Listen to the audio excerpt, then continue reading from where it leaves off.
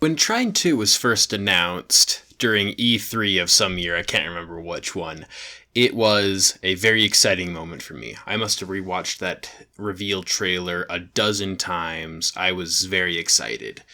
Trine was one of my favorite games of all time up to that point, and the prospect of a sequel was quite appealing to me. However, as is often the case with sequels, it isn't everything that you expected it to be. Trying to exceeded my expectations in some areas, but in many areas I felt like it just didn't quite live up to what the first game had going for it. And yeah, so let's first talk about the things that I didn't like as much about Trine 2. For starters, the music.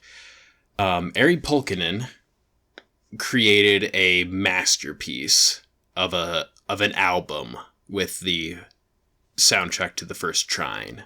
However, in Trine 2, the general quality took a huge nosedive. If you look at a list of every track in the original Trine, there's like one in there that is complete, just like ambient music, not very good. I think it's Heartland Mines. Yeah. If you look through Trine 2, there are an incredible amount of tracks in that soundtrack that are just like, okay, did Ari Pulkkinen even need to make this? This doesn't show his skill. It doesn't, like, while playing the gameplay obviously takes center stage and the soundtrack goes behind. But, like, the first Trine, its soundtrack was so good that I literally bought it and listened to it, and I've been listening to it ever since I got it. Like in 2009, I got the Trine 1 soundtrack, and I have literally been listening to it on a fairly consistent basis ever since then. Like, it might even be the case that I have spent more time listening to Trine 1 than playing it. That's how good it is. Trine 2, it has some good tracks. Like, I'm not going to dispute the fact that there are some stellar tracks in Trine 2, and this is just the base game. I'll talk about the Goblin Menace later. But yeah, so there are a few really good tracks in Trine 2, but on the whole, the soundtrack is just a huge downgrade over the first one, which is a real shame because I really like Ari Pulkkinen's music, and when he is firing on all cylinders, he is world class. But it seems like he just phoned it in for some of these tracks.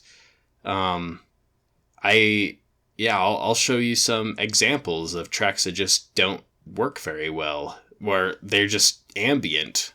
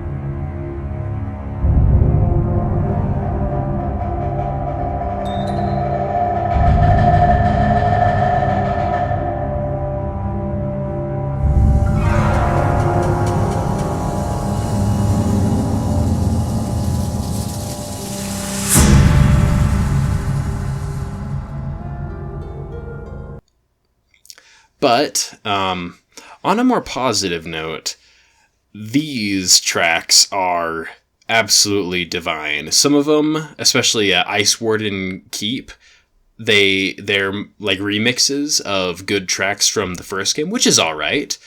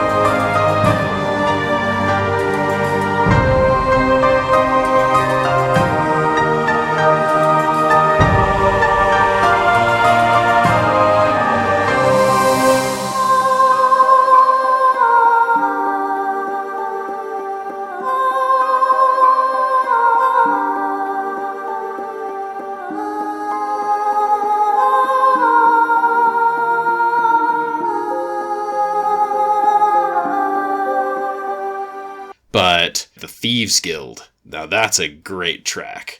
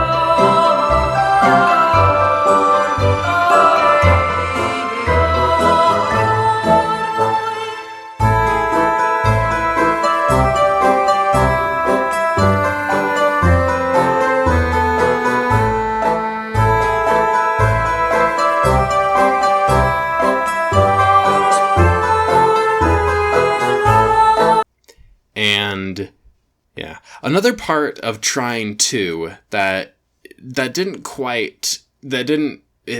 go quite as well as it could have were the sort of level gimmicks, as they're called. You know, just mechanics that are reserved for 1 or 2 levels that are beyond the normal platforming. If you look at the first Trine, the only real level gimmicks that there were things like rotating platforms that you either had to use your skill to balance on properly or use items to keep them from rotating out from under you, or there were really large gaps that you had to use a specific combination of created platforms to get across.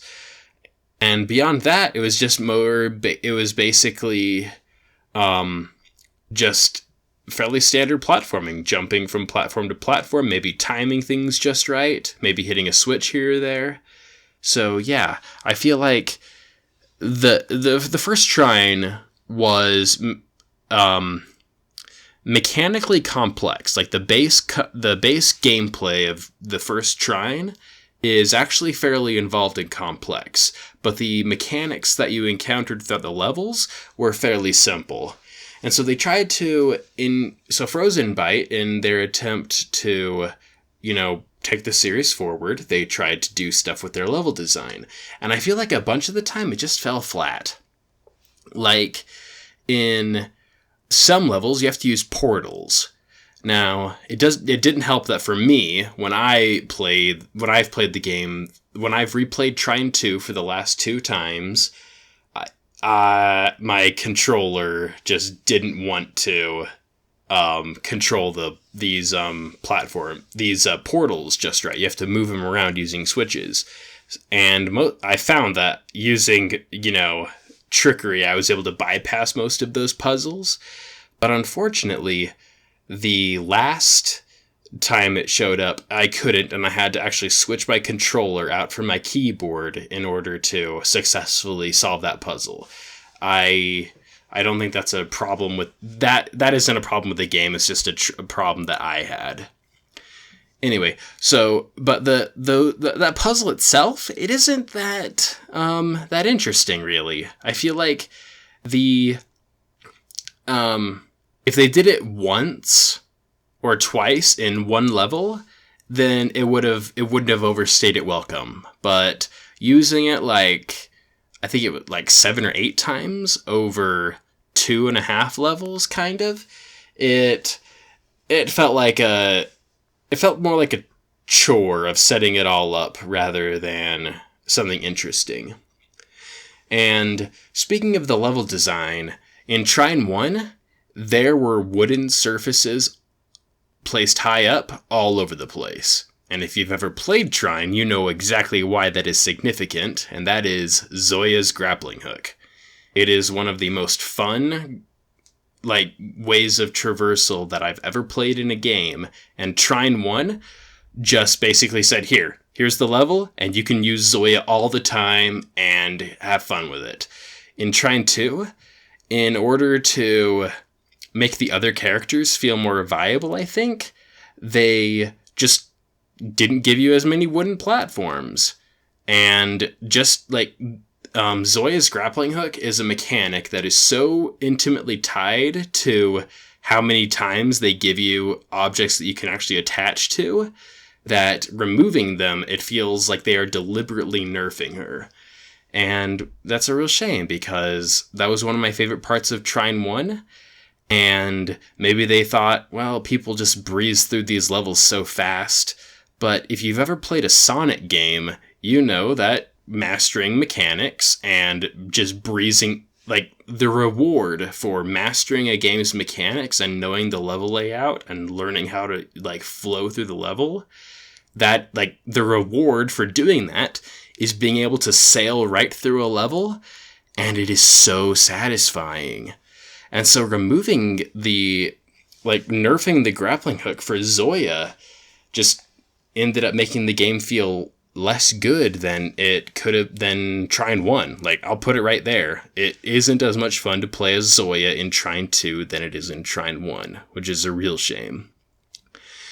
But what they ended up doing is really buffing Pontius by giving him his kite shield, where his shield is magical so that it gives him a sort of a parachute effect while he holds it up.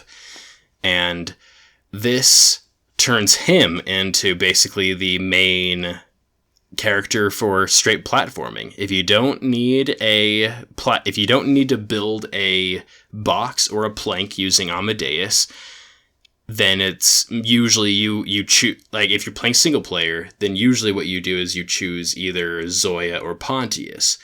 Now, they just barely nerfed Zoya into the ground. Like in the first game, if you were playing alone, basically always you would play as Zoya, so that whenever you just had to move somewhere, you could just use the grappling hook, which was so much fun. But in Trine 2, they nerfed the grappling hook, and so all you had left was Pontius to be the main guy because he's combat ready. And wouldn't you know it, the kite shield upgrade makes it so that he can clear tons of gaps, and he can even just keep, like, if you hold the shield up and keep jumping, you can get past so many slippery sections. There are a bunch of sort of puzzle-ish sections where you have to figure out how you're going to get your characters up a slippery slope. And Pontius, he can just solo those slopes, no problem. And so, yeah, I think that that's the main thing that I don't like about Trine 2. Well, along with it, those are the two main things. Nerfing Zoya and buffing Pontius in that way, and obviously the general quality downgrade in the soundtrack. And finally, the last thing that I didn't really like about Trine 2 is how hard it is to reach many of the experience points. In Trine 1, basically all the experience points could be easily had by a single player could be gotten in single player. In Trine 2, it basically there are many experience points where you either have to build an insane tower to reach them using Amadeus, or you have to be playing as two players so that one player can fly you up on Amadeus's planks. And it shouldn't bother me as much as it should, because just playing normally and getting the more easily accessible experience points, you can get all the upgrades that you want that are like the critical upgrades for each of the heroes. But just seeing all these experience points that are deliberately out of the way for a single player playthrough is just irritating. But yeah, so enough about the bad stuff. Let's talk about the things that I absolutely love about Trine 2. And it all goes to the visuals. Trine has always been the entire Trine series, including Nine Parchments, has all been about having fairly simple gameplay going through absolutely gorgeous fantasy environments. And Trine 2 really took the fidelity of these environments to the next level. Although, in my opinion, they spent too much time in Trine 2 going through sort of a jungle type environment.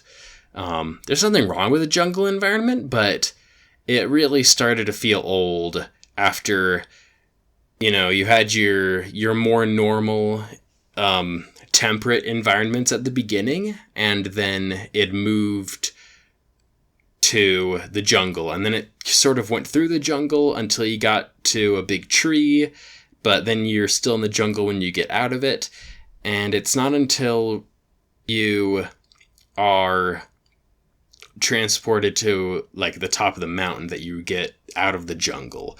So, and I guess there's also the seaside area. So yeah, I just feel that the the places that they took you overstayed their welcome in Trine 2. And yeah, but within those areas, the detail that they put everywhere was really good. And oh man, there are so many just jaw-dropping scenes, in fact, all of the Trine games have jaw-dropping vistas to look at, especially by the ocean. I really liked the part where the octopus came and held up platforms for you to jump on. It was a really cool way to give some awesome context to why those platforms would be moving the way that they were. And yeah, Trine to also vastly improved the core engine over the first game. In Trine 2, there was a large emphasis on the lighting engine. Characters actually cast shadows from different light sources. It looked very good for the time, and they would in fact port the first Trine into that engine with the Trine Enchanted Edition. The differences between the original Trine and the Enchanted Edition warrant their own video, but yeah. Yeah. Actually, going back to mechanics that really didn't hit it off for me in the original, in Trine 2, the parts where you had to finagle the pipes, yeah, those just those weren't the best. So yeah, I think that overall, Trine 2 is a good game, but it's not as good as Trine 1 because it introduced mechanics that felt like they were introduced purely for the reason of adding more gameplay variety. And I feel like that it didn't really need that. If it would have kept its level design closer to Trine 1's, and even if it kept those mechanics, just scaled them down so you didn't have to use them all the time. Especially things like watering plants. You had to do that a few times, and a bunch of the time it just felt kind of tedious. I think that Trine 2 would have been better for it. And overall, I feel like Trine 2 was a good follow-up to Trine, but it wasn't good enough. That is, until the Goblin Menace. And I will save the Goblin Menace for the next video. So, thank you for watching, and I will see you next time. Bye!